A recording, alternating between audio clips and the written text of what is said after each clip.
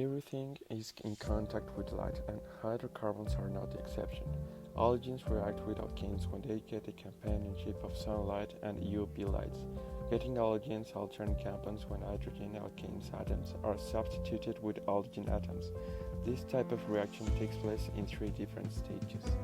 In polar solvents like water, ethanol, acetone, or ammonia, hydrocarbons are insoluble because of their nonpolar polarity. They are soluble in nonpolar solvents. In case of alkanes, they dissolve better in nonpolar organic fluids than in polar fluids, but they are not completely insoluble in polar fluids. Hydrocarbons, like most organic compounds, are less dense than water. They float on top of water because their density is less than 1. Viscosity is an important fluid property required in the development and production of petroleum reservoirs.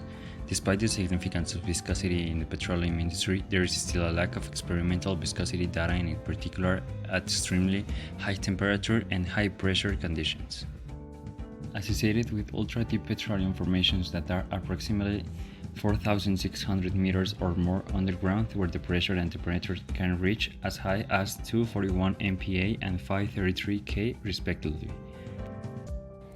Intermolecular forces are physical forces between atoms with a single molecule.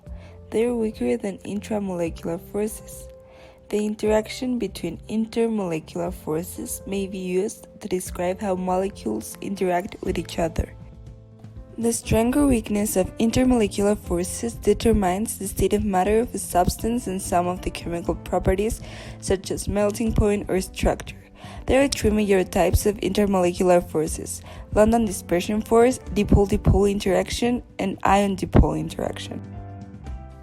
The London dispersion force is the weakest of the intermolecular forces. This is the force between two nonpolar molecules. The electrons of one molecule are attracted to the nucleus of the other molecule, while repelled by the other molecule's electrons. Dipole-dipole interaction occurs whenever two polar molecules get near each other. The positively charged portion of one molecule is attracted to the negatively charged portion of another molecule. Since many molecules are polar, this is a hydrogen bonding is considered a specific example of a dipole-dipole interaction always involving hydrogen. A hydrogen atom of one molecule is attracted to an electronegative atom of another molecule, such as an oxygen atom in water.